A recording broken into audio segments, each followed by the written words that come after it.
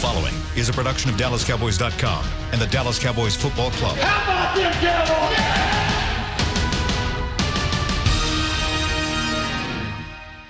This is Talkin Cowboys.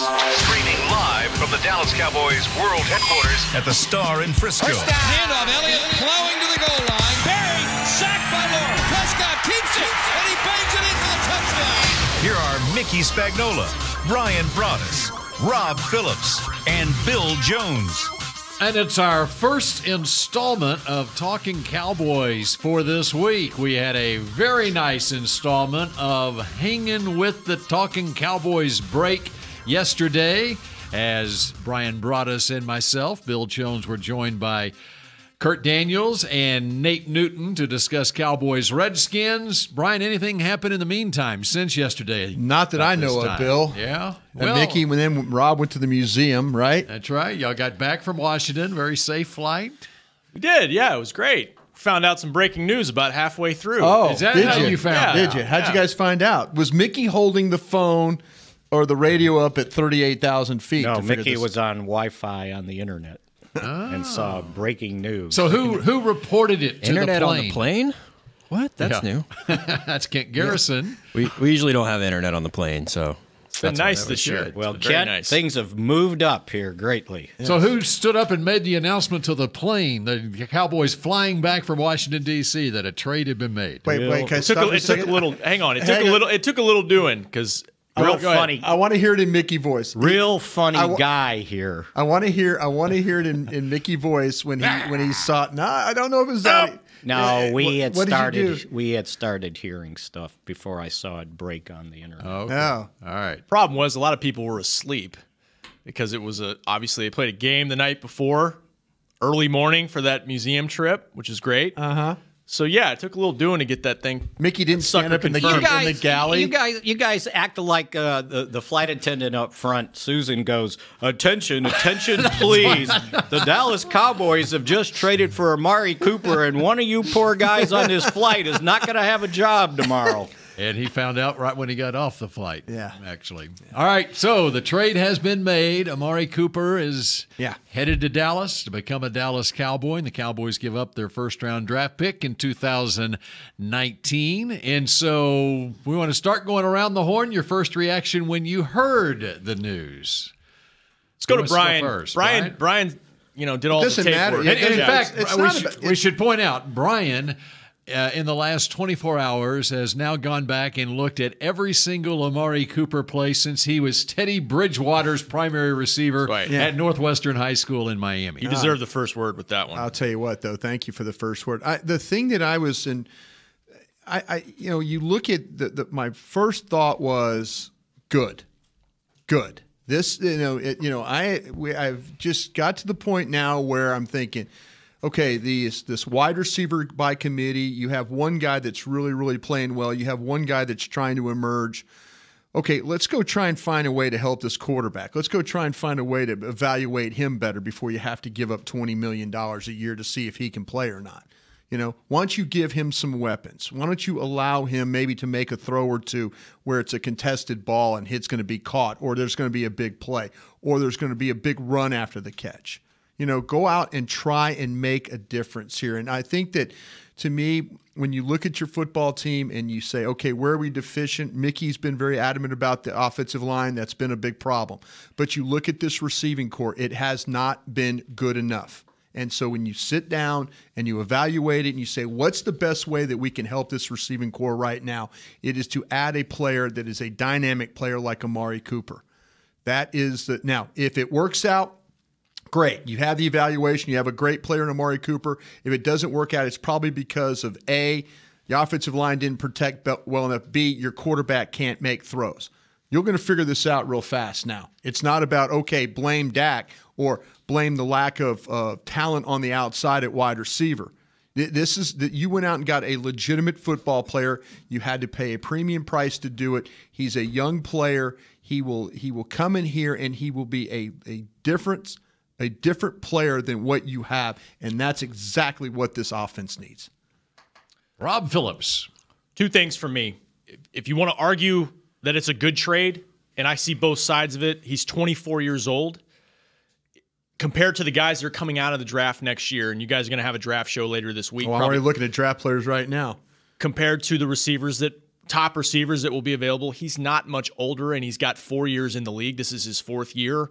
They think he's on the uprise. So you're not trading for a 30-something wide receiver to help you. You're still trading for a young guy. Yes. And you have him at least for a year and a half. The other thing is, I appreciate this front office saying, they haven't said it, but actions speak louder than words. This committee hasn't worked. It hasn't. This wide receiver committee has not worked. Now, they've spread the snaps around pretty evenly, so these guys aren't going to have major production, I don't think. But again, one guy could have risen to the top, and so far it's been Cole Beasley. The 3 guys they've brought in, Hearns, Thompson, Austin, who's injured, 32 catches, 391 yards, 3 touchdowns. The next 2 leading receivers after Cole are your running back and your tight end. They haven't gotten a lot of production out of the wide receiver position. There's no question about that. My question about this trade, for as much as you're giving up in a first-round pick, that's high value. I mean, that is a premium. That's the lifeblood of your team, is your draft.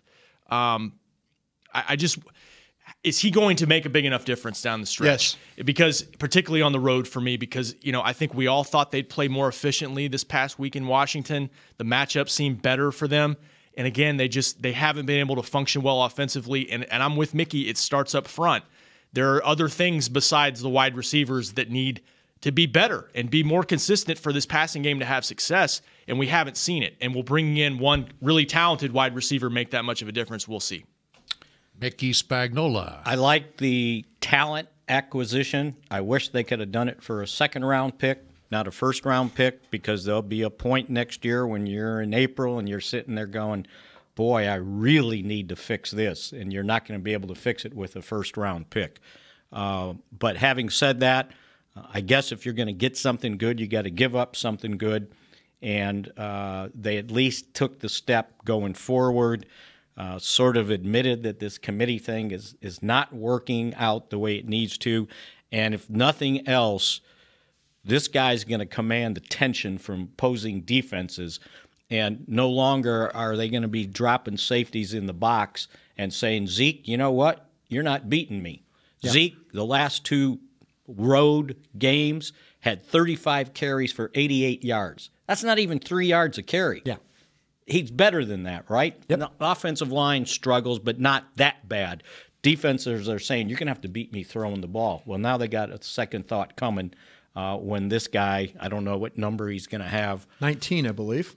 That's what they Number 19. Bryce Taylor just hands off his. Yeah. They're going to look out there keep and say, those 9s you know involved. what? I better keep an eye on number 19 then. Yeah. And so, and aren't you glad that you ended up with a bigger need than using that first-round pick for a free safety? Because had you done that, you're not trading for this guy.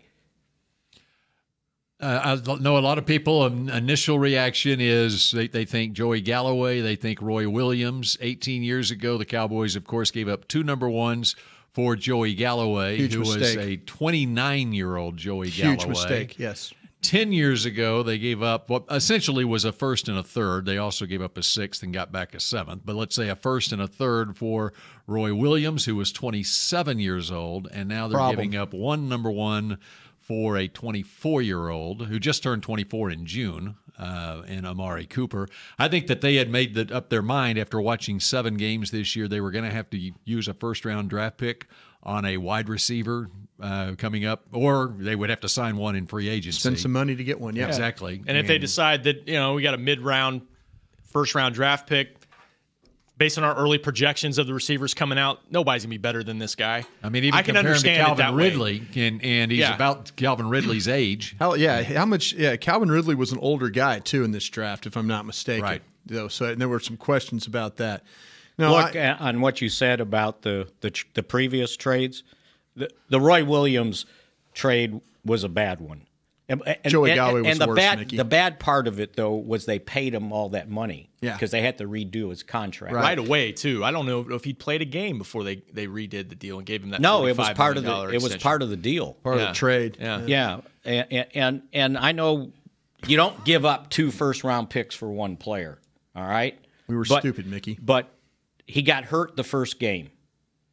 All right, and he only played another year here. or 2 years. 2 years. 2 years. Without a quarterback, Yeah. by the way. And then he left. They traded him to Tampa Bay, or did they cut him? I think they traded him to Tampa Bay, and he had consecutive 1,000-yard receiving seasons. Yeah. So, you got this guy for Troy Aikman, and then Troy Aikman is injured. He gets injured, and then there's no Troy Aikman in 2001 for Joey Galloway. By the way, on Calvin Ridley, he turns 24 in December. There you go. And Amari Cooper turned 24 in June. Yeah. So 6 months difference in age. Cooper's 6 months older than Calvin Ridley.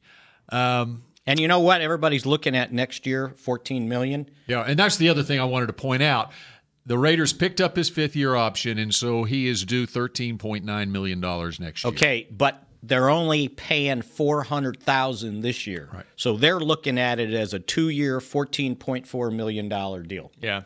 So if it's a top flight wide receiver and he plays like that, then it's a steal for 2 years. But having spent a first-round pick on him, I would imagine they are looking at him as being a long-term cornerstone player for this team. Now Jason Garrett said that this morning, basically. You better hope so. Yeah, because they use their first-round picks on those cornerstone players. The difference being this is one that you're going to spend a lot of money on salary-wise, even after the $13.9 million next year. But they need that wide receiver, and now the whole question is going to be, is he the same receiver that everyone thought he was when he was the fourth pick in the draft 4 years ago and was a Pro Bowler? I think this is going to be a great move for him. I really do. And I'm saying this because I think he gets out of a situation in Oakland that clearly the head coach didn't want him there. Okay, he comes to an organization here. Now, yes, you have some things at quarterback. You have some issues at quarterback. But he's going to have every opportunity to be the featured guy. And the one thing he's proven out is when he's been able to be the featured guy, he's been able to have some success. So I think the talent is still there. I think the ability is still there. I think the desire, there were some questions, and one of my best friends, Michael Lombardi, in the league said, hey, there's some questions about whether this guy really loves football. You could watch the tape and watch him run the football and tell that he likes to play football. You can get that. And some of the drops that he had – or him trying to catch the football and get up the field as fast as he can. Yeah, and there's a report today about the Raiders and Derek Carr and a fractured relationship in the locker room. I don't know if Derek Carr's been the same guy the last couple of years either. So, it's not just the wide receivers in terms of trying to make plays and putting the same numbers up. You referenced, but he had a 1,000-yard season each of his first 2 seasons in the league. So the thing that jumps out at me, and I haven't watched nearly as much as Brian has for sure, his catch radius, he will go up and make tough catches, and we saw it again in the Washington game. Dak is putting balls in play that can be caught, and they're not all caught, and they're catchable balls, and quarterbacks need that. All quarterbacks need that. Deshaun Watson got it in overtime at Houston from his top receiver. That's what they need when these games that are this close, and 1 or 2 plays makes the difference. Maybe this guy can be the difference. He's a number 1 wide receiver. But what I saw, he's a number 1 wide receiver. And you think Jerry believes he's a number 1 absolutely. wide receiver? Yeah, absolutely. Jerry's definition that he gave last week of being a number 1 wide receiver was there's basically a handful of guys he considers number 1 wide receivers. To give a number 1, he mentioned Julio Jones, DeAndre Hopkins. Yeah, you give a first-round pick, you think a guy's a number 1 wide receiver. Yeah, you're not messing around here, right? And I applaud them. Because there's so many times that we sit there and everybody out there says, oh, they don't do nothing. They don't do anything. Oh, why? How can they make that trade and we can't make that trade? And then when you make the trade, when you're a little bold on making the trade, then you're like, oh, I wouldn't have given that. I don't subscribe to that at all. I talked to general manager friends last night. They were like going, I wouldn't have given it up. I'm like, yeah. You know why you wouldn't have given up? Because you're afraid you're going to lose your job. That's why you don't do that. Everybody wants to – I applaud people that want to be bold and try and do things. I really do. When you see something as a problem and you try to go fix it, if it works, great. He fixed it. If it doesn't work, then you figure it out. It's the quarterback. It's the receiver. Now you start figuring out why. Don't just sit there on your hands and let this thing just continue without a rudder. Go find a way to try and make it better. And I think they made this football team better. They had to sacrifice something to get a player that can help them make better. I think it's funny the people that are critical were all for paying whatever they wanted for Earl Thomas. And now that you do this, that was me. I'm not critical. To get this guy, it's like, well, what are you doing? You can't do that. Yeah. You know, which would be a better fix, the wide receiver or the free safety from what we've seen? And I go back to, it could have been easy for the front office to just not basically admit that their direction didn't work. You know, that's an admission of, we tried something from a personnel standpoint. They parted ways with Des Bryant. They haven't found the production outside of Cole Beasley at the wide receiver position around him. And they're trying to do something about it. Mid-season, they look at the standings and say, all right, we lost this close game, but we still have 4 division games left. We're tied for second place. We've got to bye. We've got an extra week to bring this guy in and get him up to speed. Let's go win this division. I mean, yeah, I credit them for at least trying to do that. We'll find out if they gave up too much. But this was probably the most glaring need on their roster right now. You find out, though, really about this quarterback. You find out about him. Is it the fact that they made the decision for committee hurting his development? Is that that's what you're going to find out. Because if this guy has the ability to get open, he has the ability to go make plays. If they can't get him going and it's because of the quarterback, then you've saved yourself a long term of paying this guy $100 million or so. It's going to be worth it to give up that draft pick in the first round to figure out what this quarterback really is.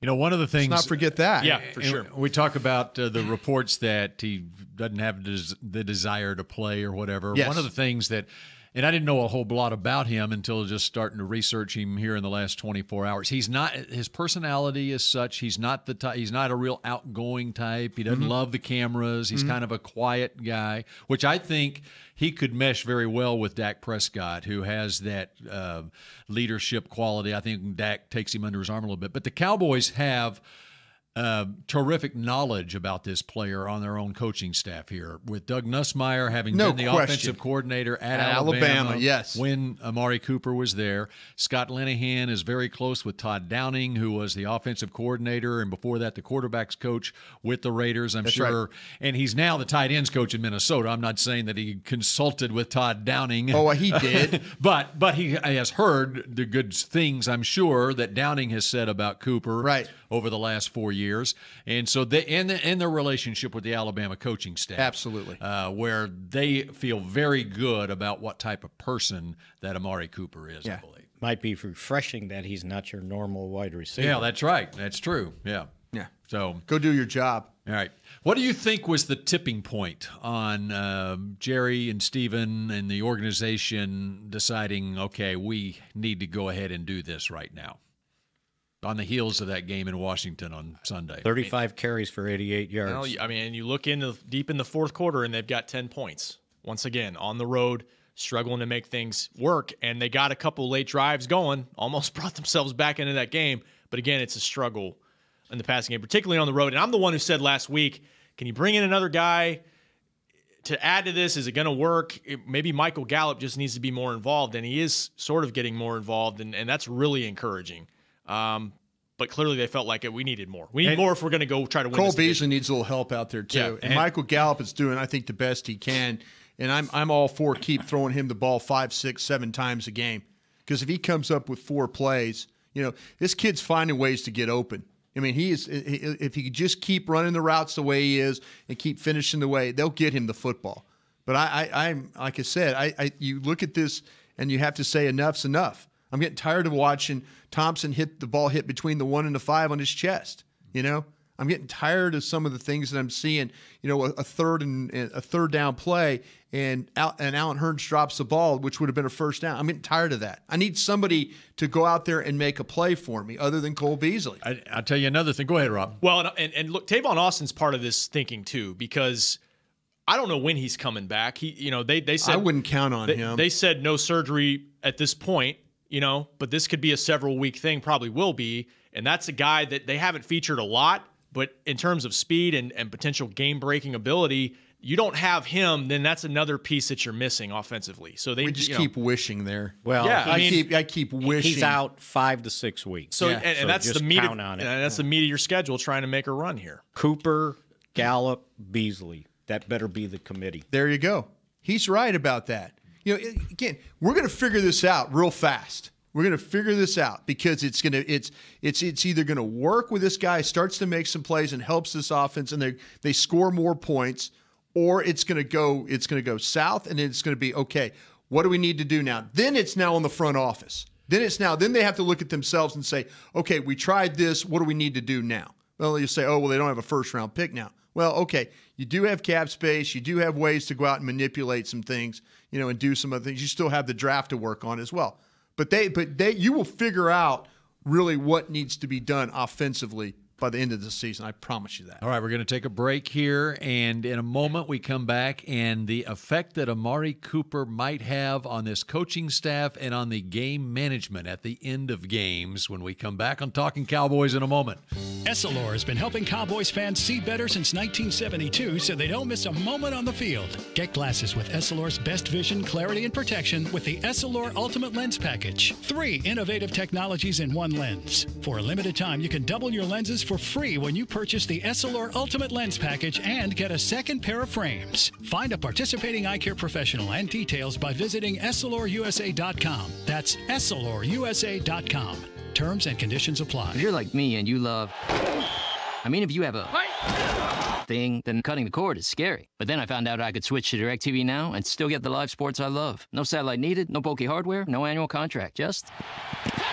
Get the live sports you love. Try DirecTV Now for $10 a month for 3 months. Visit DirecTVNow.com. DirecTV Now. More for your thing. That's our thing. Use code REALDEAL. Limited time. Price for little package. After 3 months, renews monthly at full price. Currently minimum $40 unless canceled. Prices may change. New subscribers only. Cancel anytime. Content varies by package and may be limited. Restrictions apply. A man's Stetson doesn't just protect him from life's elements. It projects an unstoppable and legendary spirit, just like the men wearing silver and navy on the field every Sunday.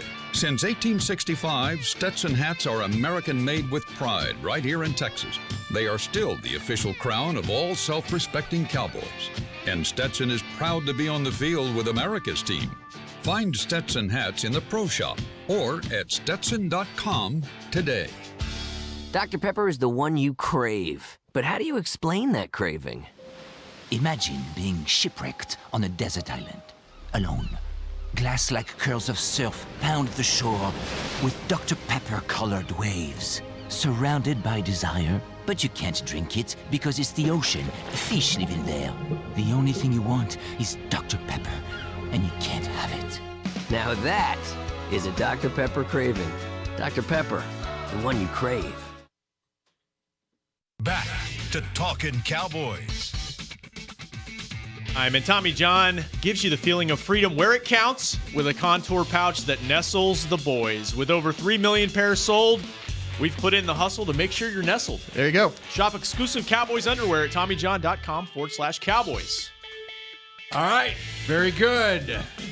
And we'll take your phone calls, some reaction on this big trade the Cowboys made. 888-855-2297. But, all right, the effect that Amari Cooper has on this offense, you touched on it a little bit, the effect it has on this coaching staff going forward. What do you think with 9 games left in this season? And before we get into the big picture of that, I think it will have an effect on the way Jason Garrett approaches the end of games, because I think it's going to have an effect on this offense. And I think, as we touched on yesterday a little bit, I think he hasn't had confidence in his offense to be able to score a touchdown in the last minute of a game at Washington in order to get a yard in Houston, whatever. And he felt like the defense was the strength of the team in that situation, and that's why he elected to punt in overtime. And I think it just opens up, it has the potential of opening up things on this offense where he will be more aggressive in his approach at the end of games. What do y'all think?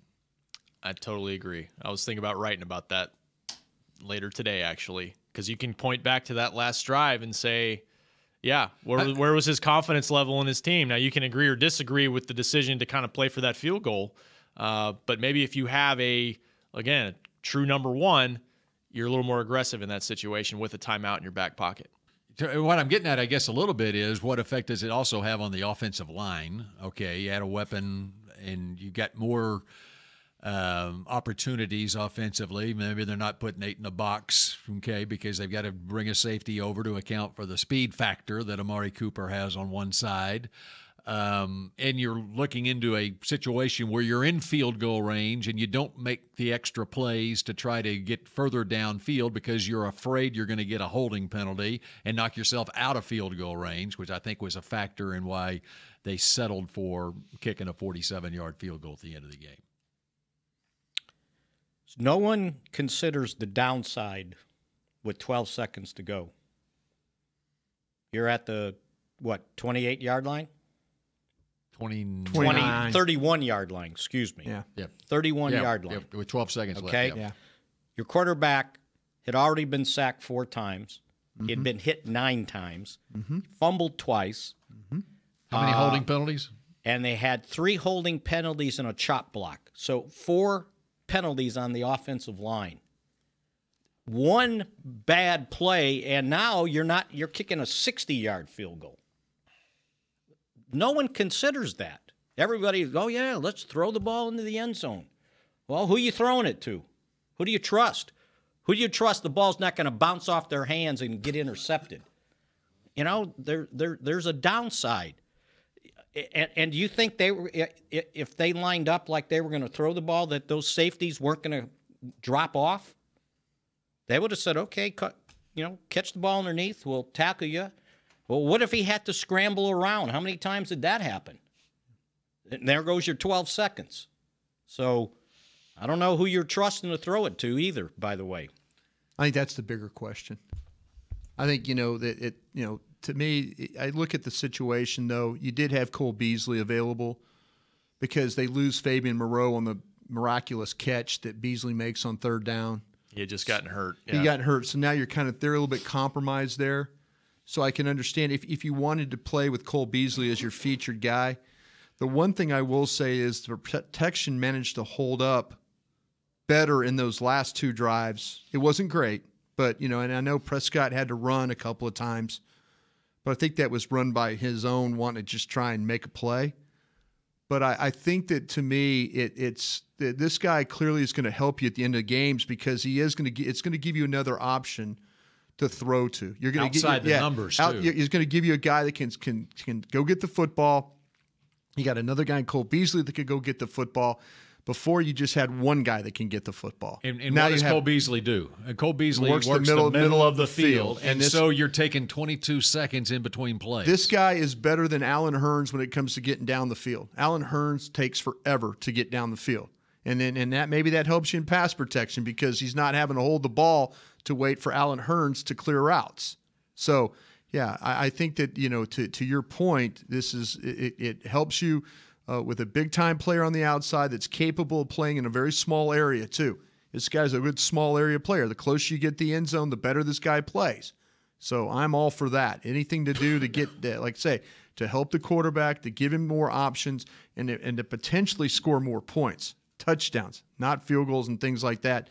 But to end the game, you need a guy that can go get it and make plays, and this guy's capable of doing that, as is Cole Beasley. And hopefully the development of Michael Gallup will be the same way. Now you got 3 guys on the field that can actually run. Beasley with his quickness, Gallup can separate, and then Amari Cooper can surely get down the field and separate too. So that helps at least to get the ball out quick enough. And in the 2-minute offense, and yesterday we pulled up Aaron Rodgers against the Cowboys when he last year in the last minute where he matriculated down the field, whatever, and scored the touchdown. He did it a couple of weeks ago, but we just compared, okay, how much time does it take for Aaron Rodgers to work a 2-minute drill?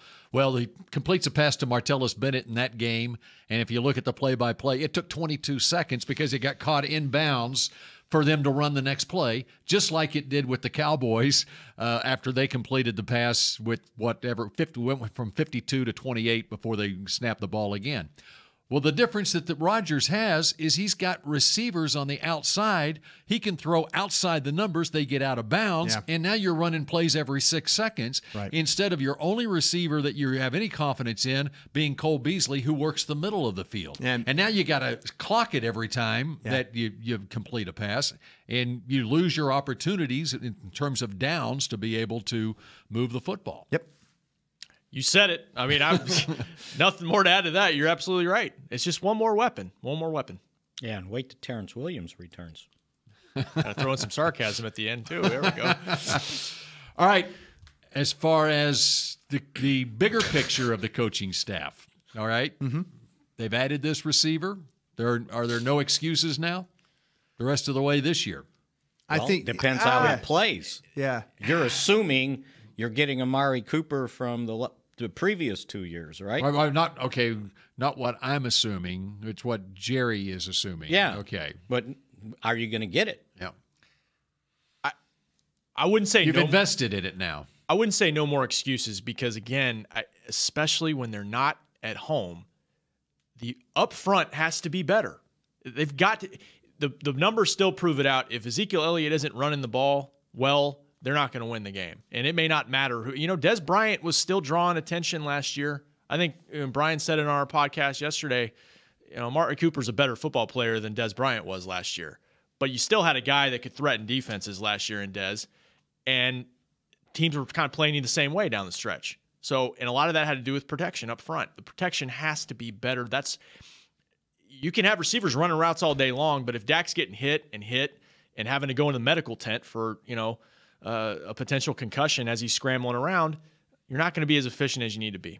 And so there's other part. I guess that's my question about this trade is I don't feel like they're one player away right now. I think there's more that's got to be fixed with this offense before you say, hey, all they got to do is get a receiver and they're good to go. They need to go get a tight end now? Well, we'll see what Swaim's injury situation is. He's got an extra week. All four were active. What'd you say it was, Mickey, a bruise? It looked like it was – he thought it was a bruise. Yeah. He said I got hit on the knee. Right. So he didn't say – So that's encouraging. He it was a ligament or anything, and I could see his knee had swollen up. And he was supposed to get an MRI probably today or after he walked around got in. But he walked around the museum. He was there. He went up the steps to the Lincoln Memorial for the picture. So, hey, just put some tape on it and get out there and play. He's a tough guy, though. He's a tough guy. He's a tough guy. Those guys were coming up the steps, taco dragging. It's like, come on. You're 24 years old or whatever. Really? Goes, I'm tired. Really? Yeah. Did you play a football game? Did you play the day before? Huh? Did you play the day before? Hey, I'm 40 years older than he is. Doesn't compare. I had no problems walking up the steps. Can I finish your point? Yes, that you were I would trying love to make? for you to, Brian. I think that everything will be evaluated at the end. I think that the front office will have to look at themselves for what the decisions they made earlier in the season. I think they'll have to be evaluated for the decisions they're made right now. They're trying their best to not just sit on their hands, like I said, and make a bold call to make this work. I think they're trying to help the quarterback. I think they're trying to help the head coach and the offensive coordinator as well. I think they're trying to, more importantly, help the running back so that he can have an opportunity. They can't be as one-dimensional as they are because we've seen what happens there. So, this is one of those things that, as a coaching staff, okay, management made a bold move for us to try and win games. We have to do our very best to try and win those games. So whatever game plans that they can come up, there's been some times where I think they've done a great job, of putting players in position to make plays. Just haven't had guys make a lot of plays. Maybe that's why you go out and add Amari Cooper, because you're tired of watching guys not make plays when you got them set up. Now, have they had their faults? They absolutely have had their faults. But this is an ongoing evaluation. I don't think anything's changed. I don't think it's any more pressure or any more or less pressure. I just think it's like, okay, this is what we have to do right now to see if we can turn this around to having some offensive success. And if they don't, at the end of the day, then they're going to have to say, all right, this didn't work, this didn't work, this didn't work. And then that's where you go as a general manager or front office, you go and say, okay, we need to fix all these things. And I can hear people right now in my ears saying, well, the general manager needs to be fixed. I can hear that. Okay, it's not going to happen that way. It's just not. So, whatever you have to do to make this work, figure it out. Here's a question I have, and Bill, you brought this up last week, and I thought it was a good point because we were talking about the possibility of trading for a wide receiver. They play Tennessee out of the bye, and then they play Philly on the road, and that starts a stretch of 4 games in 18 days, and that's a lot packed into a month. Do you feel like a veteran receiver like Cooper can come in and pick this thing up, and there won't be a transition there. And keep in mind the schedule, because a lot of people think, well, they got the bye week this week, and then here's the schedule this week. They're practicing for 1 hour tomorrow and 1 hour on Thursday, and then they're off all weekend. Yeah, but Amari Cooper will stay around and try and figure. Now he's coming in today. Yeah, what to your point, Bill, what you said about he's played in Scott Linehan's system. If you look at what Downing and those guys, he's been, and then. That's where Doug Nussmeier knows the player, and then you get the fact that this guy played through his early part of his career. This new system with Gruden, I mean, 3 years prior to that, he was playing in Scott Linehan's system. Basically, is what he was doing. Mm-hmm. So I don't think this learning curve is going to be huge for this guy. And I think I just see this as being where he gets out of Oakland, a very toxic situation there right now, where that locker room clearly is looking at each other and saying, "Okay, who's next? Who's next?" That is a hard way to operate. Here he comes. It's a second chance. It's an opportunity, to come in here and be a number one receiver, which he can be. And this team is playing for something still, even though you're 3-4. Absolutely. If he can play, he can play. There's no question. I don't want to hear, we're not on the same page. Yeah. That's what you say when the guy can't play. That's what you say when the quarterback's done. Yeah. Well, he just got here, and he needs time to get on the same page. Yeah, Matt Castle. Yeah, he needs time. No, he was terrible. Well, he was. He's not incorrect. You're not wrong. You're right. You're not what's he done since? See, that's what you say. That's your evaluation that you make. I was surprised he's still in the league. Yeah, you make your evaluation. Yeah, these guys that can act like they can win are always going to be in the league. But that's where your evaluation overall is. You as the front office, you have to say, okay, did we do everything? If I'm the coaching staff, I'm at least happy that they tried to do something. If it doesn't work, and then they make a change at coaching on the coaching staff, you kind of walk away and say, that's not my problem. When you're in another team and you're sitting in a draft room and you're like, well, Dallas didn't have a 1. Well, that's not my problem. It's somebody else's problem. So that's why you're on the table saying Jason should, pound the table and say, go get help I early was in the year. I was arguing, and Mickey and I were going back and forth about this, and I felt like he made some really good points about the whole thing with Earl Thomas. I was from the argument side of the coaches, where I'm like, get me as many proven players as I can play with. Mm-hmm. And I understand what Mickey was saying. At what cost, Brian? At what cost? I get that. I understand. But I'm trying to look at it from the coaching's perspective. You know what? They could sit there and say, we're not getting you anybody. We're not going to help you at all. And the fact that they sacrificed a first-round pick to try and help us ought to make you get in your office and get your ass in gear and try and figure this thing out. Well, and how about the effect on the players? I mean, the defense is playing at a championship level. You're showing your team, your locker room. You're absolutely showing your team that, you know what, A, we're supporting the coaches, and B, we're supporting you. If players get on that plane and bus and whatever, and they're just like, God, if we could just get some offense, and Zeke's probably saying, if we could just get the ball in the out, and Dak's thinking, if I just can throw it to, this is a commitment. They could have just packed this thing in and said, okay, boys, 6 and 10, here we come. We're going to take this 12th overall pick and go get somebody. Bye, everybody. They're not doing that. Yeah. I think players recognize talent better than anyone else. They know, no question, when they play against these guys, who can play and who can't. And I'll guarantee you they're excited about this move. They played against him because they know. And in the offseason, think about, what they acquired. Did they acquire anything that gave this offense juice? Like everybody got excited and go, yes, boy, what did we bring in? You brought in a swing tackle. And I've seen it happen before when you don't know what you've gotten in the draft and you didn't bring in any juice. Like everybody's fired. They'll say Tavon Austin though. No, he has to be brought up because in camp everybody said, wow, this guy can make plays as an outside receiver. But what happened? He got maybe less than 20 snaps a game, and then he got hurt. Yeah, but he wasn't. Right, when they signed him, Hearns was the guy. Somebody, right when they signed Hearns, everyone was really excited until he got on the field. Yeah, but Hearns, Jacksonville needed receivers, and they didn't keep him. They let him go. And well, he's been hurt. Okay, he's been hurt, but he wasn't hurt all the time. The problem with Hearns, Mickey, is he's got no juice. Yeah, right. You could see it in the game the other day. He runs in mud. No excitement. He runs in mud. Now Right. there's some things that he can do. I mean, we've seen him make some plays. He hasn't made nearly enough plays, but he's got no juice. Tavon Austin's got juice, but he doesn't make enough plays, or they don't put him out there to make enough plays. Yeah, he's almost treated as they give him a little package of plays every game, and if I'm the general manager, I'm looking at Scott Linehan. I'm like, okay, listen, this is what happened. This is what happened. This is what happened. Okay, I didn't help you here. I didn't help you here. I tried to help you here, but now I'm going to really try and help here. Trust me, I've sat with Jerry Jones when he didn't have a first-round pick for 2 years. I sat there and watched that happen. Okay, this is not pretty in that draft room. For him to make this decision took a lot.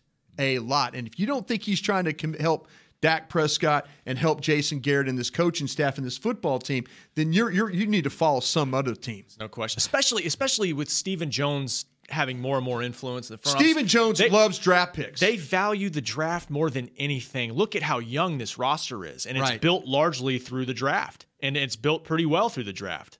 So yeah, you're parting with one of your best assets. You're saying he's given up 5 years of control for a chance to try and help this football team. Right or wrong, as a Cowboy fan, if you're out there ripping their ass for this, shame on you. Shame on you for thinking that way. They're trying to win games for you right now. They're trying to go out and get a player that can potentially make a difference and maybe help your quarterback from being like in the dark ages of throwing the football. And the way they're going to look at it now, they just got their first-round draft pick 6 months early. And that's the way they view it. Let's see. Let's see. At about, for some guys, the same age. Yeah. Right. And the fact that he's got 3.5 years of experience. It's not like a rookie receiver coming in having to kind of. I read all those names yesterday. I read them all. Figure it out. Devontae Parker, Nelson Aguilar, Rashad Perryman. All right. Corey Coleman. I think he's on a practice squad right now. Will Fuller at Houston really hasn't developed very much there. They've got a big timer. Josh Dotson. How many years has he been having to try to develop? They're still waiting for him. Laquan Treadwell. I think Mike Zimmer's real happy right now with him looking at that big son of a gun standing there not making any plays. They drafted him, He still hadn't made a play. Corey Davis, we'll see him at Tennessee. I think I had his first touchdown catch like 2 weeks ago. Mike Williams, John Ross. John Ross, I think, has played 3 games with Cincinnati. Okay? Don't tell me about this. Right. And you did draft one in the 3rd round this year that's got some promise. Probably better than everybody I named right there. It's got a lot of promise. Probably better than everybody I named. So, if you could find a way to get him going and get this guy that you traded for going and continue on with Cole Beasley, you have a chance. If it doesn't work, then at the end of the year, we could all sit down and say, okay, this needs to be done, this needs to be done, and this needs to be done. Right now, you're playing to try and win football games. All right, real quick, let's go to Nebby in Silver Spring, Maryland. Nebby, how you doing?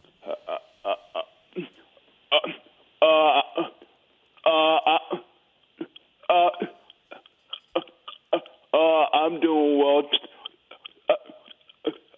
Today's my birthday. Happy birthday, Neb. Well, Neb, way to go. And you know what? We really appreciated you coming and visiting with us Saturday night at the hotel. So you got to see Nebby on Saturday. Yeah. We got a picture. We posted a picture with him.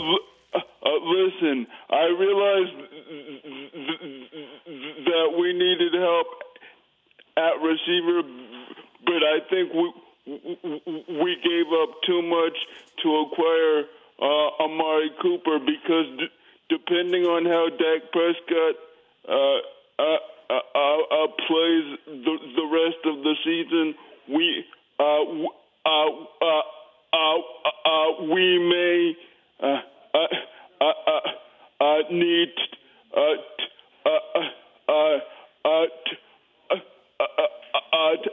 to draft a new starting quarterback. Take care. Thanks for being patient with me, and have a great week. Nebby, that's a great point. Happy birthday, Nebby. Happy birthday, Nebby. Happy birthday. Yeah, that's a great point. And when we come back on Talking Cowboys, we'll explore what Nebby had to offer in just a moment. If you're like me and you love... if you have a thing, then cutting the cord is scary. But then I found out I could switch to DirecTV Now and still get the live sports I love. No satellite needed, no bulky hardware, no annual contract, just... Get the live sports you love. Try DirecTV Now for $10 a month for 3 months. Visit DirecTVNow.com. DirecTV Now. More for your thing. That's our thing. Use code REALDEAL. Limited time. Price for little package. After 3 months, renews monthly at full price. Currently minimum $40 unless canceled. Prices may change. New subscribers only. Cancel anytime. Content varies by package and may be limited. Restrictions apply. It's time for tailgating with the OtterBox boys. The OtterBox that builds those crazy protective phone cases? Yup. And now they're changing the side dish game with the OtterBox Trooper Soft Cooler. Lightweight, mobile, and leak-proof, Trooper is perfect for blitzing a crowded parking lot with a Frito pie. Amazing. Hey, you think I could fit my 7-layer salmon salad into the Trooper cooler? Yup, but please don't. And that's been Tailgating with the OtterBox boys. Learn more about the Trooper soft coolers at otterbox.com. While a player could look good on paper, it's when he's out on the field that you really find out what he's made of. That's why the Cowboys rely on more than just stats and scouting reports when building their team. When picking a tractor, it's why you should rely on more than just specs and features. You've got to take it out and put it to the test. The Cowboys did when they named John Deere their official tractor. Experience one for yourself. Visit myjohndeeredealer.com/football. It can be hard to find the right resource for learning about important financial matters. You search how to build savings, you end up reading about the one weird ingredient from supermarkets that can make you taller. That's why Bank of America built BetterMoneyHabits.com, a safe little corner of the internet for answering your financial questions. Full of simple videos and tips, Better Money Habits can show you how to make the most of your money without resorting to random searches that always seem to lead to unbelievable photos of childhood stars grown up. To learn more, visit BetterMoneyHabits.com. Essilor has been helping Cowboys fans see better since 1972 so they don't miss a moment on the field. Get glasses with Essilor's best vision, clarity, and protection with the Essilor Ultimate Lens Package. 3 innovative technologies in one lens. For a limited time, you can double your lenses for free when you purchase the Essilor Ultimate Lens Package and get a second pair of frames. Find a participating eye care professional and details by visiting EssilorUSA.com. That's EssilorUSA.com. Terms and conditions apply. Back to Talkin' Cowboys. Want to use what the pros use? What these pros here at the Star use? Jack Black is the official men's skincare brand of the Dallas Cowboys. Get your Jack Black Playmaker. 4 JB faves plus a full-size lip balm. How about that? For just $10 and free shipping at getjackblack.com. Use that code Cowboys. Mickey, when you refer to the pros here at the Star, are you referring to players or? I'm referring to the 4 people in here. You get paid. So we are pros, huh? You get paid to do this job, then you're a professional. You're not an amateur.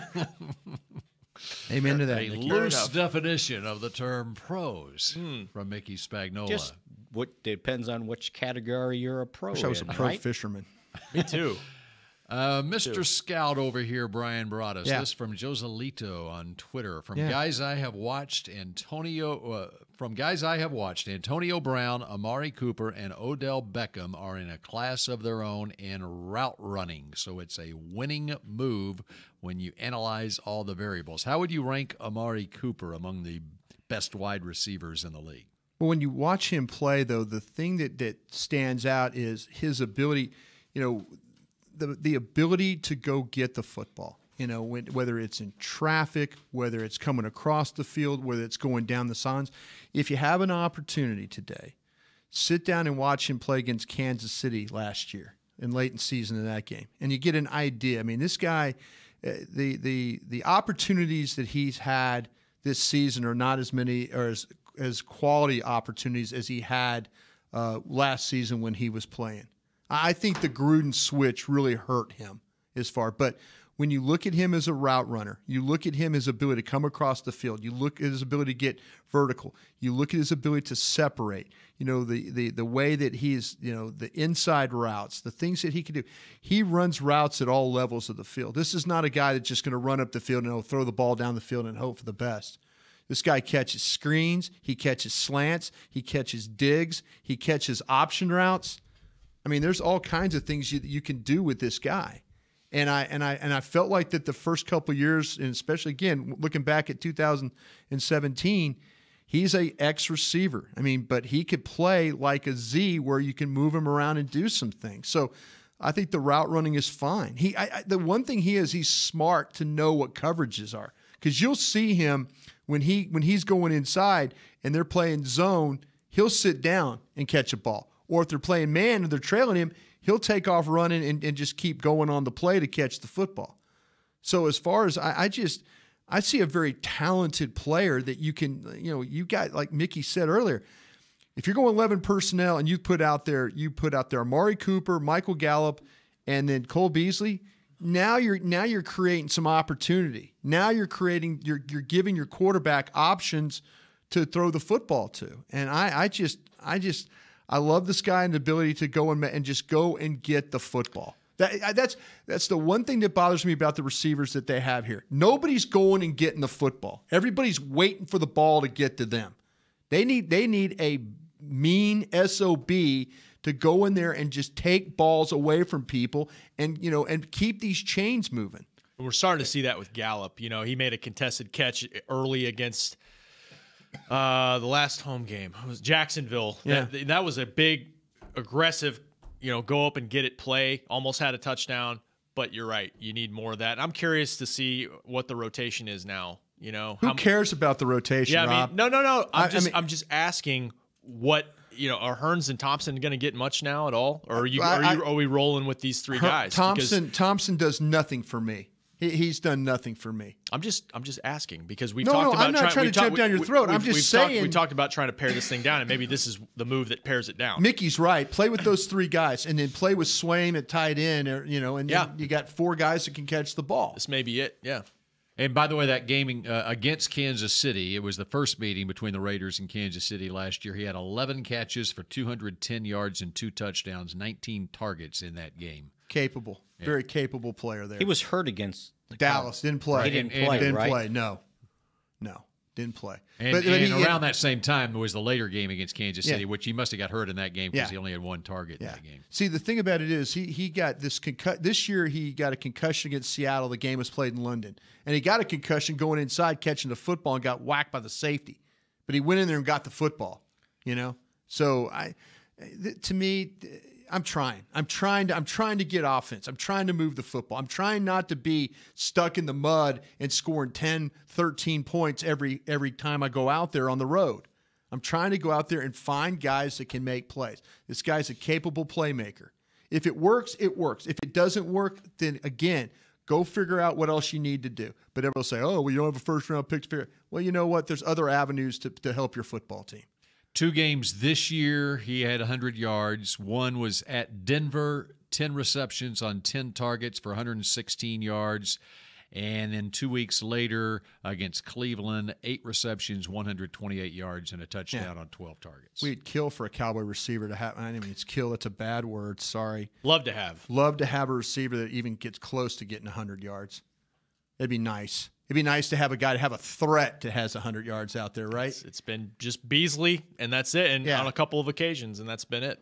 All right, you alluded to it early in the show. Nebby just brought it up, the effect on the quarterback and the decision they will eventually have to make on the quarterback here in the next year and a half. What does this do? It's either gonna help him. They're gonna see that he can. Yeah, okay. We made a mistake in going by committee. We got a number 1 receiver. We can throw him the football. He's reliable. He catches 7 to 8 passes a game. He gets close to 100 yards. We get a touchdown at him. Okay, now we can see, okay, the quarterback can make throws. He can throw the dig. He can throw the slant. He could throw the vertical routes. He could throw the option routes. I mean, you start to see, okay, he can make these plays. If he can't hit a guy that's open and this guy gets open, now it's about, okay, we saved ourselves $100 million on a quarterback. Hey, forget about the 2 fumbles, whatever. How did y'all think Dak played in that game? Showed a lot of guts. I thought so too. Yes. I said last night when we did the show, he was the best quarterback on the field. He was the best player. He was the best player on the field, I thought, in the first half of that game. And he was 12 out of 15 throwing for 150 yards or whatever it was. I think what they may have seen out of Dak throwing the football in that game also gave them that solidified the thought that, hey, let's pull this trigger on this trade. He's got to get protection, though. Right. My Exactly. God. Exactly. You know, I mean, he might not see everything down the field, but half the time he's having to look at the friggin' rush right in his face. Look what happened when he had time on the touchdown pass to Gallup.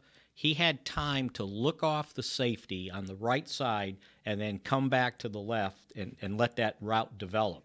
Those routes just don't magically develop. It takes time, and he had time to step into the throw. Yeah. You know, you want him stepping into Ryan Kerrigan all the time? You know? He was trying to. God almighty. Yeah, he's got to have some time. In the 2-minute drill, he was throwing over the top of some people, too. Yes, because it wasn't clean. It was not clean, and he made some throws. That throw to Beasley, he had Preston Smith right in his face. Now, if you want to tell me there's some issues now at left tackle, you know, there's some issues over at right tackle, I'm going to agree with you. I'm going to agree with you. You know, we came out here saying, hey, hang your hat on this offensive line. Hang your hat on the offensive line. The offensive line is letting you down now in games. Why they thought they could go with the rotation at receiver they had was and run the football with Zeke because of the line. They thought Dak would have time to spread it around, and he hasn't, especially on the road. I think also when you simplify the personnel groupings and everything, it's going to help the quarterback finding open receivers too. I mean, it just put guys out there that can get open and put guys out on the field that can finish. That's the whole thing. Give me a guy that can finish, you know? Give me a guy that when you throw him the ball, he catches it, he goes up the field. It's a extra 8-10 yards, physical run. You know, that's what that number 88 used to do in his heyday. He was a catch it, finish, physical, get everybody going. No one wanted to tackle him. Nobody wanted to tackle that guy. This guy's 6'1", 211. I mean, he's just, I go back. I mean, I can't remember what game it was. I was watching him. They were all. He catches a ball on the 7-yard line, and he's now powering his way to the 3. And now he gets all those big bodies behind, and they push him into the end zone. Give me that mean, nasty SOB, and I think this guy could be that. If we just can find a way to get him the football, it's going to be on the quarterback to do that. All right, here's a little softball for Mickey as we wrap up the show. Thank you, appreciate it. Because I can't hit a fastball anymore. I haven't heard him. I haven't heard his reaction to the penalty on LP Ladisar at the end of the game. I'm going to turn the volume down on my headset. Need more than 30 seconds there.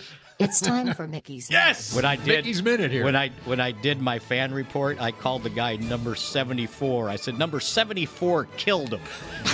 How does a guy see that far away and make that call? That's his job. He is the line judge. Yeah, well, there's a guy looking right in at the center. I know that guy. He's that guy looking in is protecting the center. His last name is Burns. That guy right there was right on top of it. Yeah. And he could see what's going on. But no, this guy 30 yards away said, oh.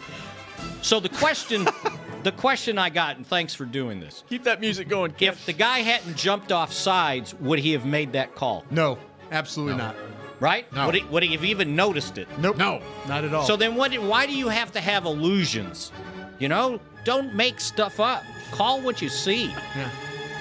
Thank you. No, keep going, man. No, keep going. What do you think about the prospects that the Redskin coaches alerted the officials ahead of the game to be looking for this? Well, the official on the Cowboys sideline made the call. Yeah, that's what's amazing. So he was standing right in front of Garrett. And you know what? If I was the head coach, I would have cost us 15 more yards. They would have had to carry me off the field. You might have been held for hitting the officials. I might have been. Yeah. Might have been like Switzer. I would have not left the field. I would have been out at midfield chewing his butt out. This is the problem. And if you go back and watch LP Ladisar throughout his career, and he's had a long, successful career, he always adjusts the football. He always. You go back. I even went back and watched what Sundberg, the center for Washington, was doing. You know, the only thing LP Ladisar did was when he puts the ball on the point and then puts it flat, they moved when he put the ball flat, and that was to get his guide hand on.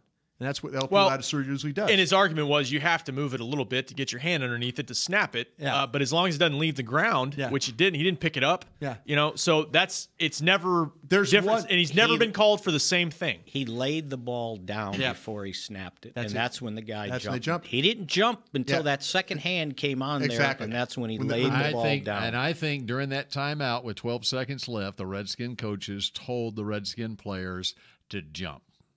and think that they would get it. Because that's we the don't only way care they were about gonna the get- 5 yards. Because as you pointed giving out, coaches too much credit. That was the only way they were getting the call, is if they jumped. Oh, it influenced the refs. Sure, it did. Of course. Right.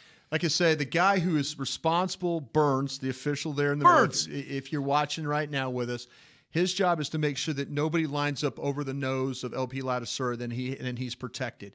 He did not, and he is standing 4 feet away from that and did not. And I guarantee that gentleman has seen hundreds of extra points and field goals and has probably never, ever, ever made that call. I might have strangled the guy when he came walking by me. All right, that does it for Talking Cowboys for this Tuesday, and we'll be back, even though it's a bye week. We're back to talk Cowboys and talk more trades. Oh, well, here. what do you know? Never know what's going to happen. This has been a production of DallasCowboys.com and the Dallas Cowboys Football Club. How about this, Cowboys? Yeah!